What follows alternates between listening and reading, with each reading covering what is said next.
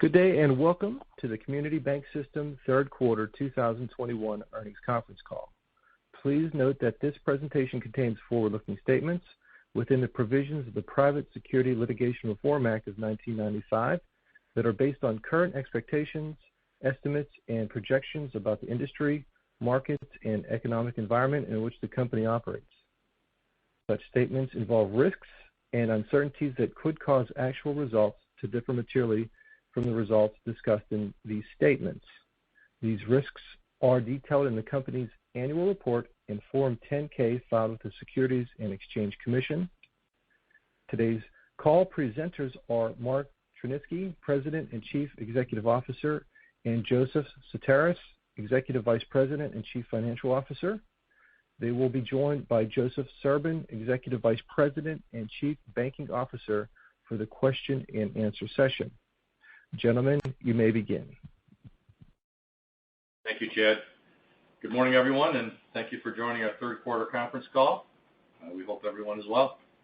I think earnings for the quarter were right in line with our expectations and impacted by the same influences the past several quarters. Margin continues to be a headwind, but deposit fees, the strength of our financial services businesses, and credit are tailwinds, and we saw that this quarter. The bigger story for us in the quarter was loan growth. We had growth in every one of our portfolios this quarter, ex-PPP, and our pipelines and market activity continue to be very strong.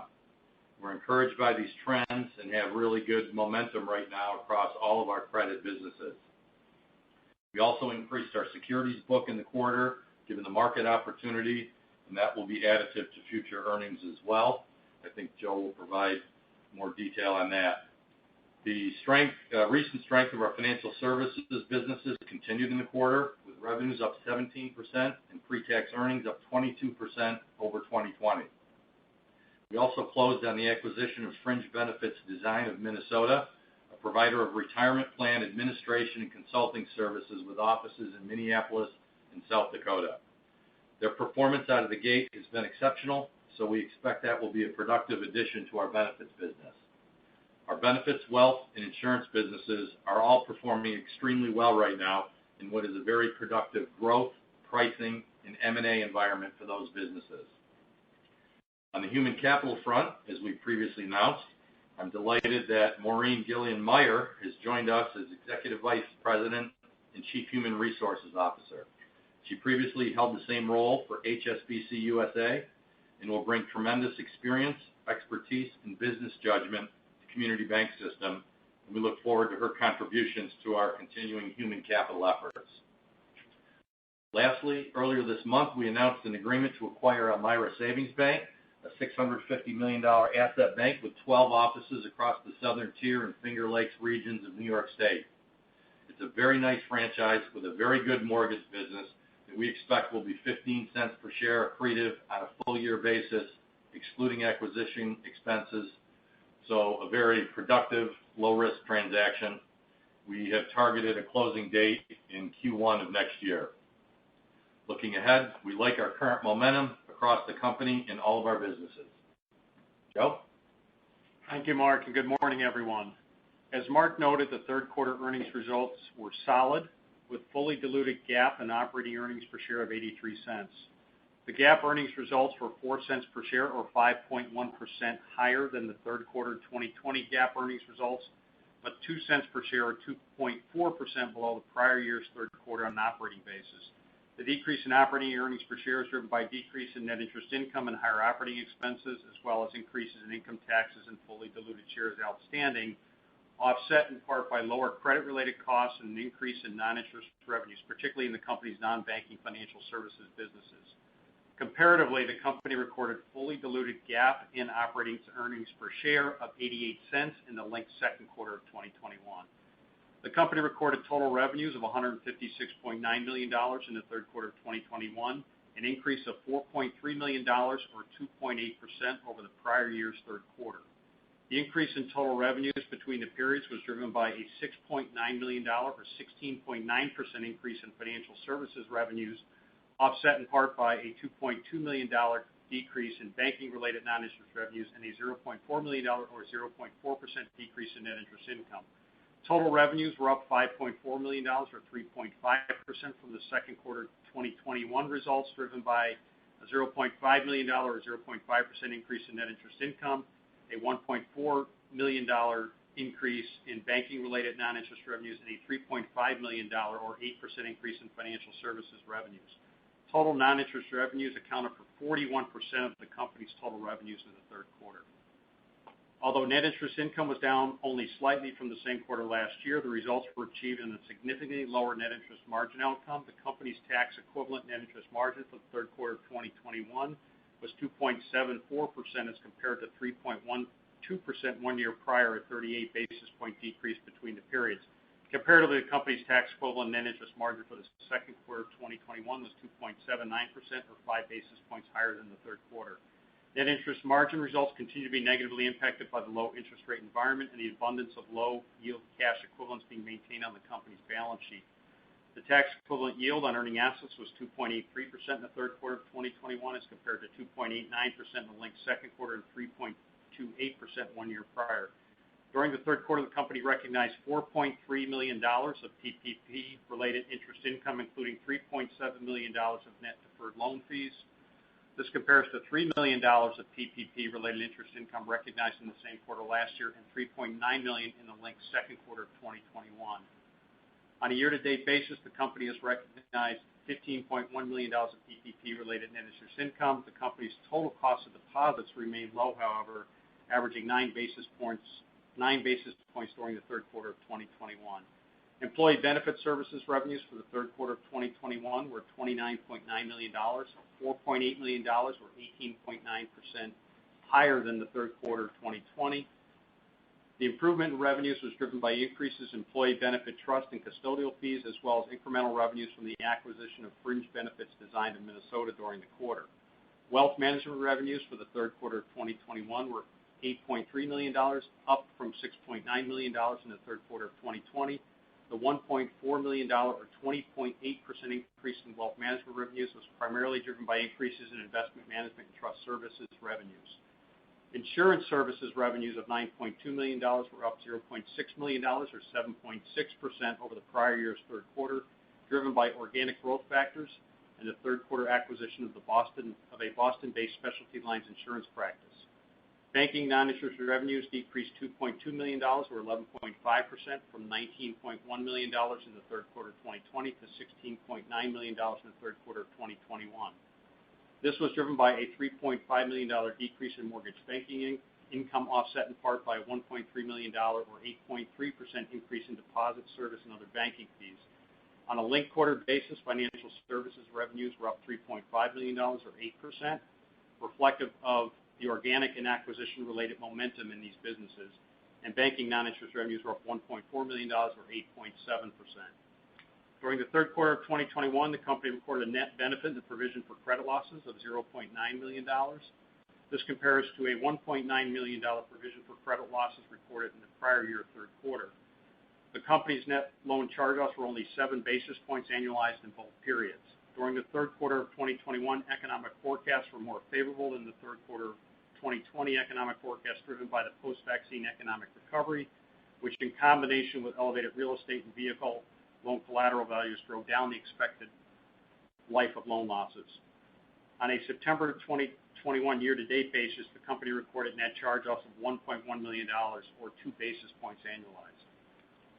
The company recorded $100.4 million in total operating expenses in the third quarter of 2021 as compared to $97 million of total operating expenses in the third quarter of 2020, an increase of $3.4 million or 3.6% between the periods. Operating expenses exclusive of litigation and acquisition-related expenses increased $7.2 million to 7.7% between the comparable quarters, $5.6 million of which was driven by an increase in salaries and employee benefits due to acquisition-related staffing increases, merit and incentive-related employee wage increases, higher payroll taxes, and higher employee benefit-related expenses. Other expenses were up $0.9 million or 8.7% due to the general increase in the level of business activities. Data processing communication expenses were also up $0.9 million or 7.2% due to the company's implementation of new customer-facing digital technologies and back-office systems between the comparable periods. Occupancy and equipment expense decreased slightly due primarily to branch consolidation activities between the periods. In comparison, the company recorded $93.5 million of total operating expenses in the second quarter of 2021. The effective tax rate for the third quarter of 2021 was 21.1%, up from 20.3% in the third quarter of 2020. The increase in the effective tax rate was primarily attributable to an increase in certain state income taxes that were enacted in the second quarter of 2021. The balance sheet crested the $15 billion total asset threshold during the third quarter due to the continued inflows of deposits, which increased $384.8 million, or 3.1% from the end of the second quarter. The company's low-yielding cash and cash equivalents remained elevated, totaling $2.32 billion at the end of the quarter, despite the company purchasing $536.9 million in investment securities during the quarter. Ending loans at September 30, 2021 were $7.28 billion, $38.4 million, or 0.5% higher than the second quarter 2021 ending loans of $7.24 billion and $176.1 million, or 2.4% lower than 1 year prior. Excluding PPP activity, ending loans increased $154.1 million, or 2.2% in the third quarter. This increase was driven by growth in all 5 loan portfolio segments: consumer mortgages, consumer indirect loans, consumer direct loans, home equity, and business lending, excluding PPP. As of September 30th, 2021, the company's business lending portfolio included 1,386 PPP loans with a total balance of $165.4 million. This compares to 2,571 PPP loans with a total balance of $284.8 million at June 30th, 2021. The company expects to recognize its remaining net deferred PPP fees totaling $6.3 million over the next few quarters.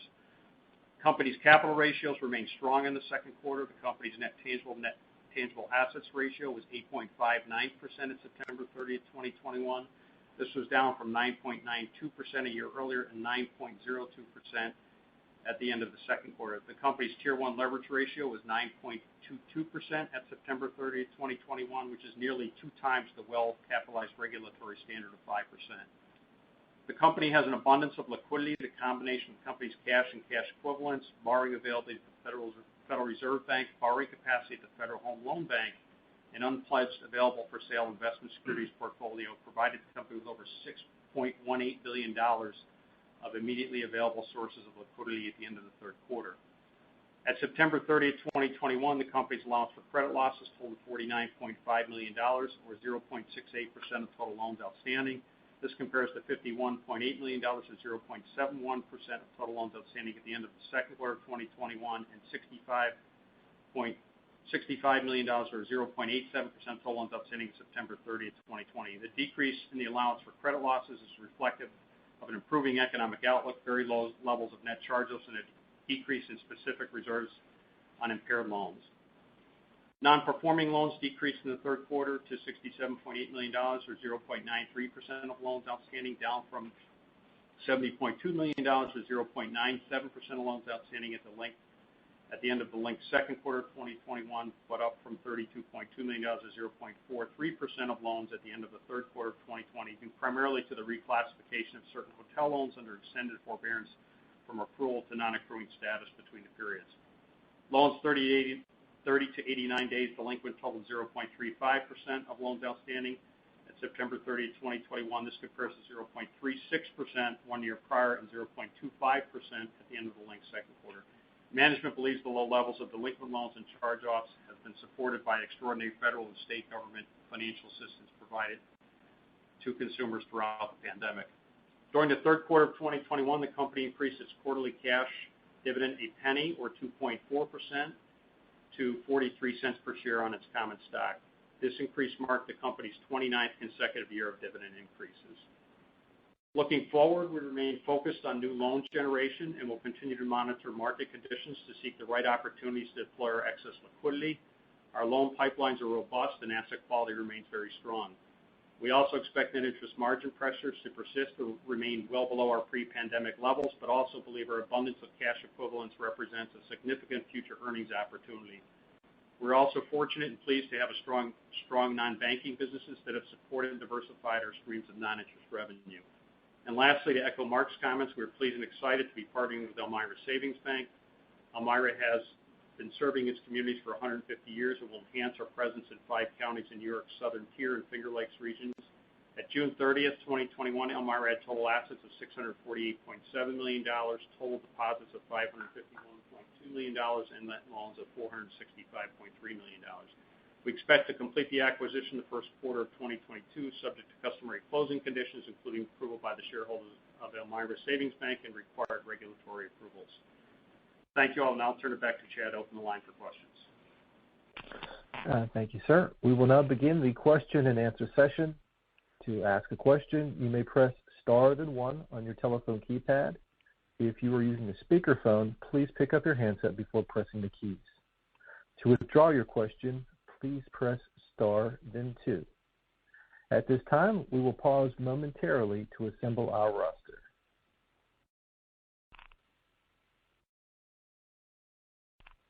And the first question today will be from Alex Twerdahl with Piper Sandler. Please go ahead. Hey, good morning, guys. Good morning, Alex. Good morning, Alex. Yeah, first off, just wanted to talk about loan growth for a little bit. I think historically you guys have been kind of on an organic basis, a low single-digit loan grower on an annual basis. Based on what you did this quarter and some of the commentary on the pipelines and sort of your outlook, do you think that maybe something has shifted and that loan growth on an organic basis can be higher than the sort of low single-digit rate that has been the historical trend? Yeah, Alex, good question. I'll make a couple of comments and then ask Joe Serbin to comment a little bit further. But I think you're right. Historically, low single digits. I don't know if we consistently achieve that, to be fair. I think also our markets, they're low growth markets. I think we've executed reasonably well in those markets, given the growth opportunities. But I think we have an opportunity to execute better organically in terms of our loan businesses, and so we're starting to focus on that a little bit. We've done a lot of M&A, and I think that's been additive. I think without having done the M&A as kind of an opportunity for us to create shareholder value, we would have difficulty in our markets. So I think that's been a tremendous strategy, but I think we've executed well on it. I think on the organic side we can do a bit better, and it's pretty meaningful. I mean, if we can move the needle even a little bit organically, that will make a fairly significant difference in terms of earnings potential. So we've put a little bit more effort into that in terms of structure, resources, quality of resources, support, process, systems, and just I think a greater focus on doing a bit better and optimizing our organic opportunities in our markets, and I think we're starting to see that. So I guess with that as a backdrop, Joe, you can comment a little bit further maybe on the different portfolios and what we're doing there. Sure. Alex, good morning. So a couple of comments. First, if you look at our marketplaces, over the last couple of years, we've expanded into some bigger geographies, which provides us greater opportunities. And I think that by having the right folks in leadership positions in those markets has made a significant difference for us. So we've been able to grow in some of the larger markets organically, which is good. On the smaller end, we're looking to take advantage of some technology to allow us to spend more time outsourcing the next opportunities and to grow the business. And so on that small end of the spectrum, we'll utilize technology to expedite processing and approvals, and again help to grow organically on the small business side. The pipeline, as Joe mentioned, it's almost tripled from the beginning of the year, and that's just an increased focus, increased calling efforts that the marketplace has given us. So it's nothing new. It's dedicated. It's concentrated. It's regimented.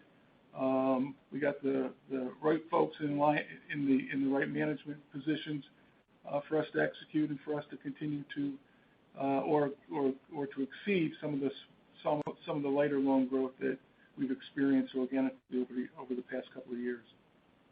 The only thing I would add to that, Alex, is this is not about credit risk or credit quality. That is not going to change, and we made that very clear up front that we just want to execute better in terms of our sales cycle, let's call it, in our markets across our different portfolios. So this is we are not anything that any improvement that we achieve will not be at the expense of credit quality.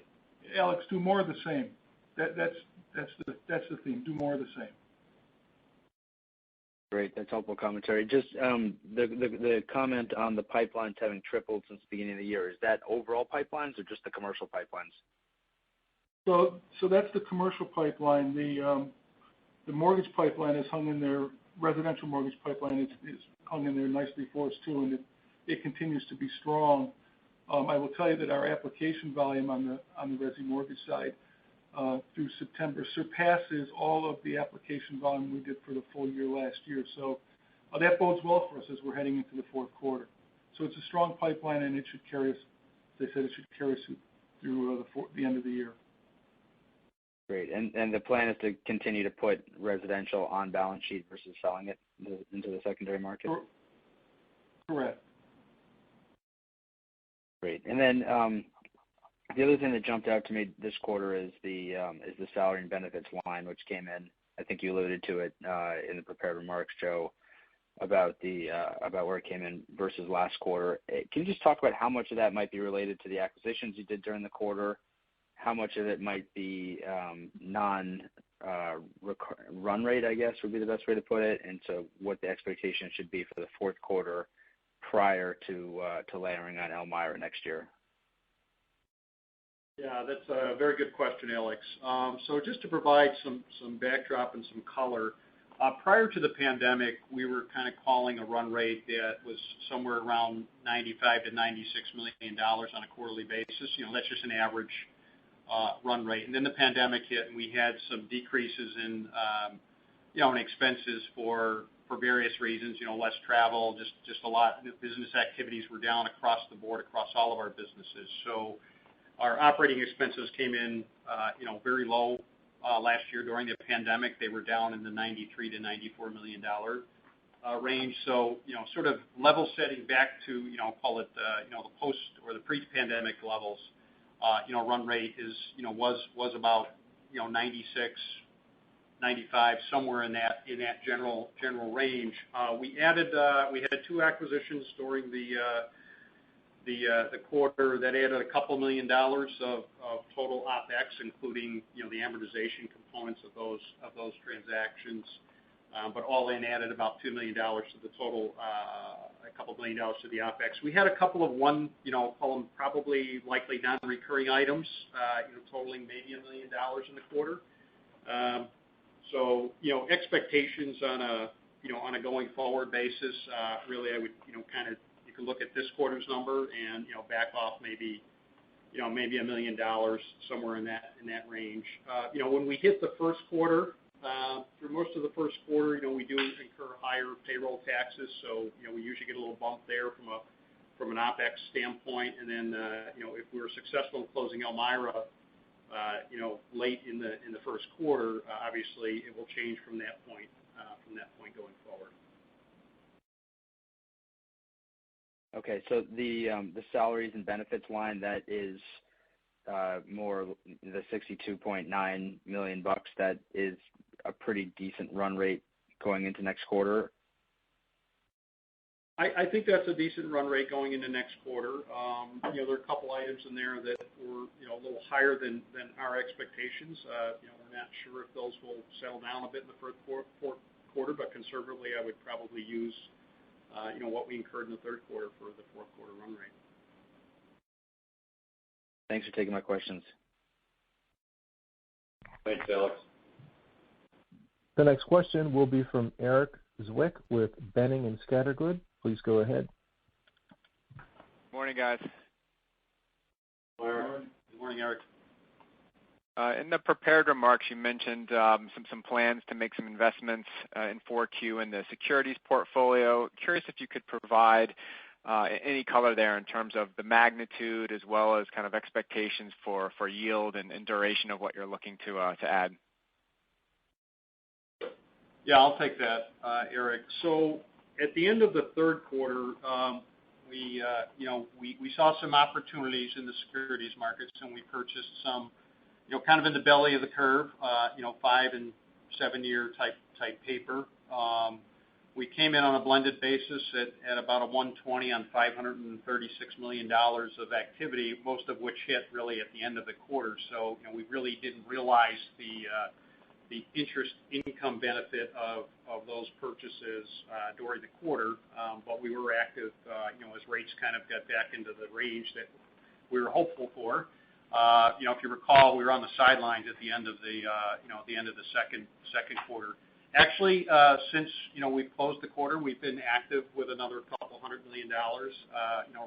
Rates are up a little bit, so we've continued to be active. We'll see what the rest of the quarter holds for us, but the continued inflow of deposits is providing us continued upside from a net interest income standpoint, not necessarily a total great margin outcome. Certainly not back to pre-pandemic levels, but I would expect that we'll continue to be active in the market throughout the fourth quarter and to the tune of $200 million. Thanks, and I hear you on the net interest income potentially growing larger as the balance sheet does, and just thinking about the profitability aspect and the net interest margin. If you're going to put more securities to work here, it sounds like the loan pipeline is really strong for at least another quarter or so. Do you see a point where the core net interest margin can bottom and start to increase again, or what are your expectations for when that might occur? Yeah, and Eric, that's a very good question, and I want to just qualify that comment. In the PPP income through the first 3 quarters was about $15 million. So some of the securities activities that we're taking on in the third quarter, took on in the third quarter and into the fourth quarter, are effectively a replacement, if you will, of some of that PPP income. So the net interest income levels will be, hopefully comparable with that in that regard. However, on the loan side, our yield on the loan portfolio was about a 4.15, 4.16, I believe, for the quarter. If you back out PPP, it's kind of around a 3.90 something. It's kind of in, it's down a little bit. Our new volume's going on a little under 3.5. So the challenge from a loan perspective is, having the volume increases outpace the lower yield. It's just what the market's giving us right now. So really that becomes the challenge as we move ahead. So hopefully, between the size of the pipeline, the growth, and even though it's going on a little lower rate, we can keep our head above water on the loan interest income side. On the cost of funds side, I mean, we're about as low as we're going to go. Maybe there's another basis point in there, but at 9 basis points, it's difficult to really do much on the funding side at this point. That's helpful. Thanks. And then just thinking about the loan loss provision in the reserves today, you referenced the improving outlook for the economy as well as better collateral values for real estate and automobiles as such. And then I guess the PPP continues to run off for a couple more quarters. If you start to get to the point where you're seeing some net loan growth, should we start to see positive provisioning again at this point, or are you happy with, I guess, as a model kind of, where it's has the reserve today, how to think about those puts and takes? Yeah, so there's a couple of moving parts in there, Eric. So, yeah, I would expect with loan growth, typically we need to reserve more dollars and therefore go to the positive side of the provision. The economic outlook is a variable that can change and can impact that reserve level. So that remains to be seen. The other thing too is that we now have a charge-off history part of the basis of the model is kind of the quantitative components of the model, and the charge-off history is just, it's lower. We haven't had significant charge-offs in the last 12 months, and so that also impacts the quantitative side. There's also, we have to bake that into the model. If you look at kind of our last 12 months of charge-offs, you look at our reserve, right now it's about 19 times, the last 12 months, but I don't believe that necessarily the last 12 months are indicative of the future, but nonetheless, the reserves relative to historical charge-offs is pretty high at this point. But I think, a fair, expectation is that, provisioning would probably be closer to, charge-off levels, and probably there will be positive provisioning would be my, best guess at this point, because it's hard to really improve much on the economic outlook. Thanks for taking my questions today. Thank you, Eric. The next question will be from Russell Gunther with D.A. Davidson. Please go ahead. Hey, good morning, guys. Hey, Russell. Good morning, Russell. I just want to spend a minute on the fee income outlook, if we could, continue to have really strong organic revenue growth in the differentiated verticals. Could you share with us your expectations for, revenue outlook within employee benefits and insurance and wealth on an organic basis going forward, and then what you might expect to be able to supplement with continued acquisitions? Thank you. It's Mark. Russell, I think, those businesses have really, since, COVID, have really performed well. The environment is good for those businesses in terms of, growth opportunities and potential. The pricing in those markets is pretty good. Some of them are, equity and market dependent, which, that's been additive as well, because the markets continue to be strong. So, all of the benefits, wealth and insurance have all performed extremely well for a number of quarters, probably the last couple of years.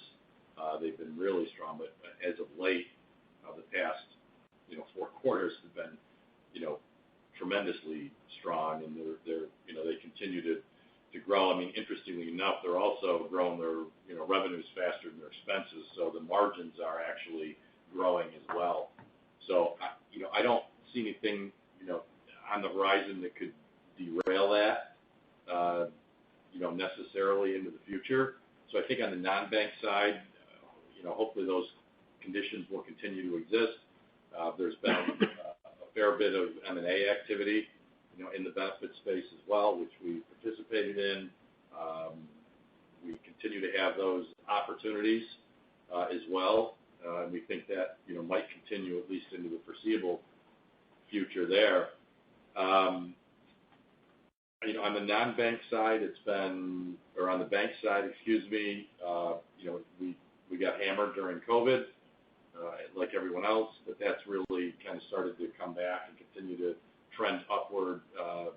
The interchange and debit revenues continue to be very strong. Overdraft is not where it was, but it's coming back, and there may be potential regulatory pressure on that revenue stream as well, which we have conversations about. So, right now I think it's hard to predict. It's hard to put a number on it.